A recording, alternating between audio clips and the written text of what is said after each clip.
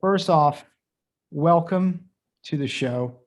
We are lucky to have you, and thank you for making time for us at the Data Standard. I'm looking forward to a good dialogue, and let's talk a little bit about tech, about data, or anything else you have on your mind, Yeah, Darren. I really appreciate you reaching out.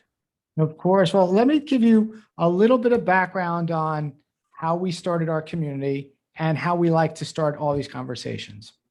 It was just over a year ago. I'm in San Francisco.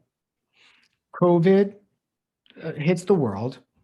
We all go through work from home, remote work, social distancing, and about 30 days into it, so now it's March to April, I am crying on my couch and I say the world has gotten me down. And it was sad, a sad time. And a friend of mine said, you know, so many people in the data world, why don't you start bringing people together and build a community, not just a one-off Friday night Zoom call, but like a real community to help with the mental health part of self-isolation. So we grew the community from a couple people to 3,000 people in about 90 days. And now we have 13,000 people. And we host this podcast to really hone in on how executives survived last year, because these stories break up the loneliness. Because as executives, we need to look to our team and lift them up. We've got the war wounds. We are the ones with the gray. So I think one of the best places for us to start is hearing like your story. How did you survive? How did you do your best to survive? What was it like for you? What a year it was. So I think that's a great spot for us. And we always like hearing those stories on how did you make it through last year through isolation? Absolutely. Darren will talk about that. I see a Fireflies AI, somebody who's Oh, on. oh, let me take that. That's my note taker, but I can take that off. That is, yep, that's an auto thing that loads, but that's just me and our note taker, or the Okay. auto note taker. But Okay. let me get that off. That's weird. Um, let's do it this way. You might have to do it on your side if one of your teams can, Yeah, but yeah, I can take care uh, of that. Yeah. or you can just do pin me or pin yourself. You, And you load one thing and it just follows you everywhere. Oh, okay, perfect. excellent. Okay, Perfect. so let's talk about the pandemic and how we handle it. And Darren, my story is very similar because we had just finished our primary election, March 3rd, 2020. We made top two, and we were excited about running the next phase of the campaign to the general election. And we unfortunately went into a lockdown. We had actually just started canvassing, talking to people about who they voted for and why, and then we found ourselves into a standstill, and it was very, very concerning back in those days. And but I think what came out a little bit more strong emotionally was what I was feeling from people around me. As an elected leader of Saratoga, parents were concerned about schools and why aren't the schools shutting down. And then we started feeling, because once the external world shuts out, then you start feeling loneliness, and perhaps some of the problems emerge loud and clear in front of us. And people were grappling with all sorts of things. And what I realized was that people needed help. So we said, let's figure out, how we can help people. And specifically, we said seniors, they are the most fragile, and they are looking for help with groceries and medications. So we started figuring out how to help seniors right in my neighborhood, and then we sort of branched out. And very quickly, in a 2 week span, we actually rolled out the neighborhood pandemic preparedness team, and we had volunteers in pretty much every city of Silicon Valley. And we started our neighborhood plan to see how we can help out. And we had a summer internship program that caught fire. We had almost 1,000 interns that had joined us from 29 states across the country to help the general election run. The values that we have appeal to the youth, for example, no pack money, and we got them working. So we called 86,000 seniors to help out with groceries and medications, figure out what we need to do to help them. And the agenda was to just help. And then we also ran a podcast series, just like how you did. We ran the reality check with Rishi, and we invited like Stanford healthcare professionals. We invited Valley Medical Center. We invited small business consultants, to provide them information about the EIDL loans, the PPP loans, and essentially figuring out, what's the need of the world and how can we help out. And the months flew by, and I felt quite good in being able to help people. Yeah. And so that's the story of how we went through that pandemic. Yeah, you bring up so many things that I did, somehow forget, or maybe chose to forget. When I was been thinking about the loneliness, I forgot all about the rush for the PPE loans. That's a good point. And the places where the information, where do you find it? Do I have to pay it back? How do you get it? And is there going to be money there? Is the money still left? I mean, there was so much uncertainty during that time. And then we had the fires. Then we had that time where it was like the weird smoke in Orange San haze. Yeah. Francisco. Um, it, it was just, how much can the body take? What I was always impressed about, with San Francisco, was how early we went to lockdown. But also, I'm also now part of the San Francisco to Miami exodus. Oh, Don't really? hate me. Don't hate me. Um, for me, if I had the luxury to work anywhere, and I have family in Miami, and Miami is my anywhere. But I tried to stay in San Francisco. I stayed until September. March, April, May, we were like, East Bay guy, San Francisco, we were, I thought, flawless. I really think the state, or the northern part of the state, was flawless.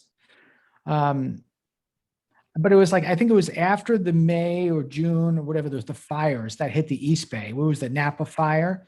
Yeah. After that, and not even about the elections or the political speech, but that wasn't really California's problem, that the fires happened. I mean, those are, again, in public areas that those fires happened, but that was a scary time. So, I mean, for you, was there a point where you're like, what else can we get in California, right? You've got the pandemic, you've got the fires, you've got the heat.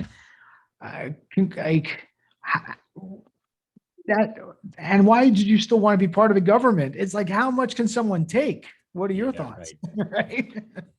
Right? And I think so. Let's talk about part A with the fires. And I still remember that moment where Saratoga is about, I would say, maybe like 10, 12 miles as the crow flies. And I was sitting down with my campaign team meeting. I think it was a Tuesday evening. And then suddenly I start getting pings from people. And apparently a false warning had gone out that we have to evacuate. And the warning was meant for areas of Santa Cruz County, but it somehow got expanded out to include our area as well. And I started getting phone calls, emails, text from people asking, "What's happening, Rishi? How come? Is this true?" And then this whole thing played out, and we had to stop our meeting and our door to door. We were actually canvassing, we were dropping flyers at people's doors. We had to terminate that for a good 4 weeks, so it disrupted us. But what I realized was many of the political leaders, they were treating it as a photo op. They were out there completely out of touch, not really addressing the problems, rambling a little bit.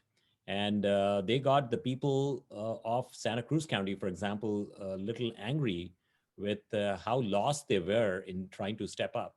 And so, we established a fire safety page. We started communicating. We started tweeting important information, joining these press conferences, listening what was going on, and making sure that we were there to help. And obviously, we kept out of the way of our fire fighters who were out there trying to stop the fire. But anything and everything we could do, we did our best to help out the community, which is really what the calling is, which is will answer part B. When you look at the world of politics, it's broken, and things like the pandemic or people, how are political leaders really stepping up to address the challenges of the pandemic. It's about rolling up our sleeves and being in the trenches. And I don't see a whole lot of leaders doing that. Everybody's sort of like business as usual mode. And I see an adversity as an opportunity to serve. And when I look at the challenges of tech exodus, which is happening here, Darren, looks like you have made the flight to Miami as well. What they're saying is that the innovators, the entrepreneurs, they're actually going to Austin or Seattle. And the ones who have done well, the venture capital community is all moving, they are all moving to Miami. And so we are actually, there's a big brain drain happening here because we have been fortunate because we have had some of the best of brains who have come here to the Bay Area to bring their talent, bring their energy, bring their innovation and ideas. And now we are losing that. So that's a big challenge. And coming from Silicon Valley tech, working for companies like IBM and Cisco, we have a keen insight of the world of tech. And we have an opportunity to address the challenges of like housing, transportation, the quality of life. And so that's my agenda. And as with my track record as an elected leader, we got a lot of stuff done, which got me reelected with the most votes in city history. So that's the reason why we are still committed down this path. We need the right type of leaders. And in fact, I talk about the bipartisanship approach to politics. We need people stepping up to solve the big challenges of our community. And, I think to some extent, we have a lot of out of touch leaders in Washington and in Sacramento. And so that's the reason why we need a new breed of elected leaders stepping up. And that's my purpose, Darren. That's the reason we are doing what we are doing. I, I'm a fan. I'm so cheering for you on so many different levels because you understand both being someone in technology and seeing the drain on the talent leaving the Valley. What I loved about being in San Francisco was you can walk into any bar, any restaurant, and every conversation you're overhearing is someone trying to take over the world in a good way. Every conversation is about, I'm building this, or my friend's working at this company, or did you hear about this other company that's going to solve this problem? I've never been to any other city where the conversations at table to table are all about building something to make the world better or to fundamentally change the world. So I do have an interesting question for you because I know we want to talk about some data. So one of the things that I've been thinking about in this raft of we have the ability to do the travel, and you have the HOV lanes. I wonder, is there a world where the HOV time changes? Because if no one's going to work at 7:00, is there a world where we can have the HOV start from maybe 9 to 11? I mean, are we really seeing new traffic patterns, and how can we use that to get the state more money? Because I'm also worried about what's going on to keep all the other programs around. So based on the economy, right? So you have BART ridership going down. You have all these things going down. What creative things can we do to get money back in? Just again, using the technology or insight. So one thing I was thinking about again is changing the HOV lane hours. So what ideas have you been hearing in your team about what happens if we try this to get, again, more money into the economy? Right. So, essentially, I talk about the agility of government, and truly speaking, Darren, there is none of that, unfortunately. And so how is the government adapting? And it's more like they haven't really addressed the pain points of the people, and they're always behind that curve. And that's the nature of politics. Because why, Darren? Plain and simple, we have a bunch of what? Career politicians. And they are gaming the system because their objective is to just get elected. And they will do the absolute minimum what it takes. And sometimes it's just posturing, right? So, for example, what we have done in our village, in Saratoga village, I don't know if you have ever been here, but it's a very quaint village. It's a very small in comparison to even like Los Gatos, our downtown. But we created these islands for people to sit down and eat, and that narrows out the road. But that's the agility we need now. When you look at toll lanes, and VTA keeps expanding the toll lanes, and essentially it's an opportunity for them to make money, revenue. And I don't blame them for that. But we have a big problem with traffic. And what is the problem? That when we get back to a normal economy, and by the way, Darren, they say this is the new normal and that will never, ever be the new normal. Yes, In certain verticals, it might be, but people, we are a social animal. That's what we are called. And we all want to get back to work. I mean, women at home are stressed out with having to deal with issues. They are working, they're dealing with whatever stuff at home. And even the men, right? Everybody wants to get back to a normal world where you get a break from whatever else is going on in your life, right? So that sometimes the office provides you that safe haven. But let's get back to this one. So my take is, we should be focusing our efforts to solve the problem. And nothing changed. If you look at this, the adaptability of the public sector was almost zero, I would say. I mean, we had we made a pause to the eviction notices, for example, little things like that helped. I think in the long run, it helps, but we could do a lot more. And that's the agility of public government, public sector that I've been talking about for many years. So for example, this is the time we need to start investing in infrastructure and jobs. Let's create a lot more jobs because the livelihoods have been impacted. People who are working in the theaters, for example, are going to the Amazon warehouses or in the the grocery delivery business, right? Things like that. They have adapted to the new world, but we have to make it easier for them. We have to invest in jobs. So what I talk about is building a transportation vision, because soon as we get back to a normal world, we'll have gridlock. I talk about 21 counties of the Northern California mega region and connecting them into Silicon Valley where the jobs are. And with high-speed transportation, which is not the bullet train, because that is a 1950s technology. And I don't know why we are building the bullet train right now from nowhere to nowhere between two counties. We have to make it work for an urban economy like Silicon Valley, which is the 19th largest in the whole world and which really powers the economy of California. So we have to focus our efforts to solve these types of problems. Don't wait. Obviously we are in a pandemic, but can we create a vision plan? Now, Biden's infrastructure bill will create lot more money for infrastructure. And we should be out there in Washington asking for that money so that we can roll out a transportation housing project, which will alleviate much of the exodus challenges that we have. So that's the agility of public sector that I want. Now, Darren, you were here in the dot-com boom, and we had traffic gridlock like anywhere in the world. I mean, it was very bad. And what did we do? We didn't do anything. Nothing was done. And this is where we need everybody to now. People say, Rishi, if you start creating a vision plan, it will take 20 years for us to get there. Well, if we had done that in 2000, we would already have something today. So that's what the public sector, our elected leaders need to step up and fix these types of problems like the exodus by building out vision statements. And that is a key aspirant that I bring to the table. We already have a vision. If you search for 21 minutes, 21 counties on my website, rishikumar.com, you will find a position paper and op-ed piece that we have discussed this at great lengths. You are on it.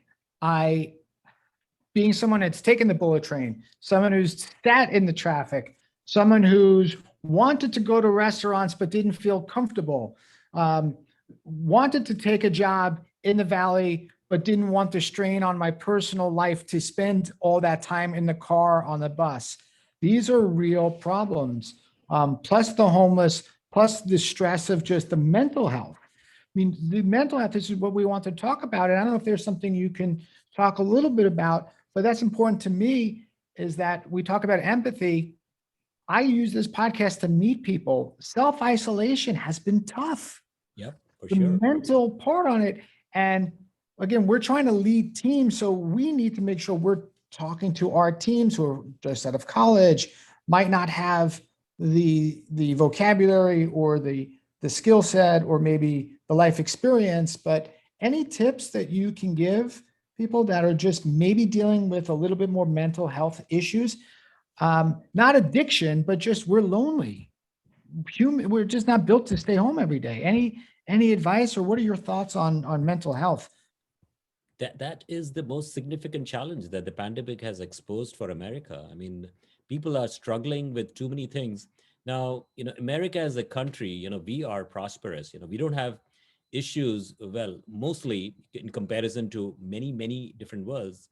we don't have issues with food or housing and things like that. I mean, much of it is Right. sort of like it's a given in a prosperous economy, even though I know there are people who are hurting right now. And the homelessness, for example, in California is greater than the rest of the 49 states, right? I mean, that's a problem, which is what I'm looking to solve with my vision plan. But let's talk about the mental depression. And America as a country, I would say, so Darren, I grew up in Bombay, and I grew up with abject poverty all around me. And there are slums. People are poor. People don't have like decent clothes to wear, right? I mean, it's like people are figuring out, scampering to make a living, and people are still happy. People are still happy. And when we look at America, we are very prosperous, but we may not be as happy. And then a pandemic like this brings a mirror in front of our face, and we have to reconcile to some of these issues that had been sort of sitting under the covers because we had been busy having a good time in this world outside of us, right?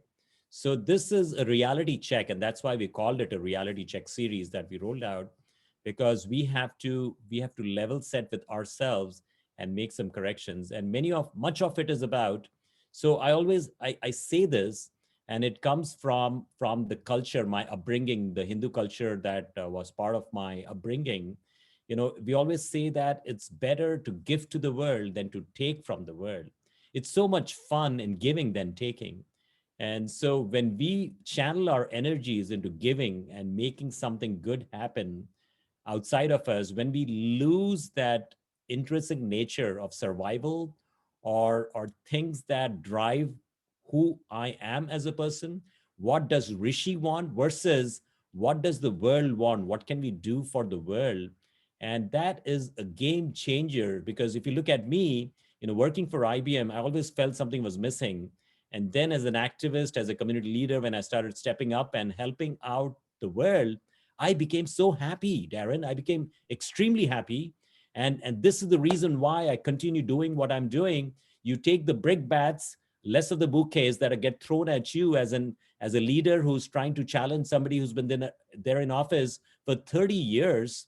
What does it take? Where is that zeal and energy coming from? Do I look like a happy person? It happens because I'm trying to be of help. And this is my recommendation for everybody. Find a purpose which is not about me, myself, about the world. Let's give to the world, and it'll make your life so exciting.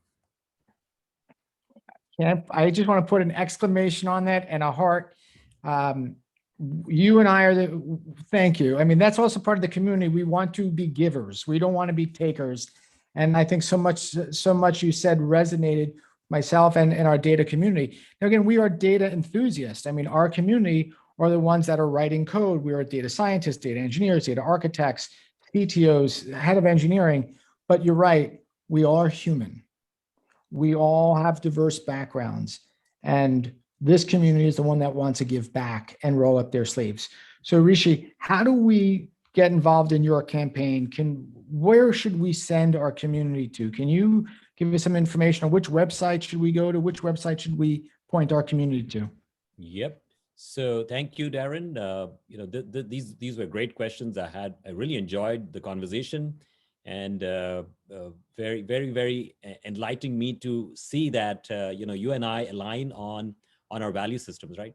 So with our campaign, last year we had 1,000 who came from 29 states, and we collaborated. We had 14 directors, we had 45 managers, and we built together like we were running a mid-sized company with that same operational efficiency, right, of Silicon Valley. And now we are actually doing a double click. It's version 3 of our campaign. We will likely have up to 50 directors, and we already have 31 directors on board. We are recruiting heavily. And so typically if you look at our directors, we had people from Robert Half, from VMware, from IBM, from Cisco. These are the tech leaders who have led large teams that are now joining us and helping us out by leading our volunteers. It's all volunteer based. And then we are also inviting the high school and college students to join us and be part of this run. And the version 3 is going to be much better, like I said. So go to rishikumar.com. And if you are a high school or college student, click on internship or fellowship, and send your application. Now, if you would like to join our team, go to rishikumar.com/volunteer.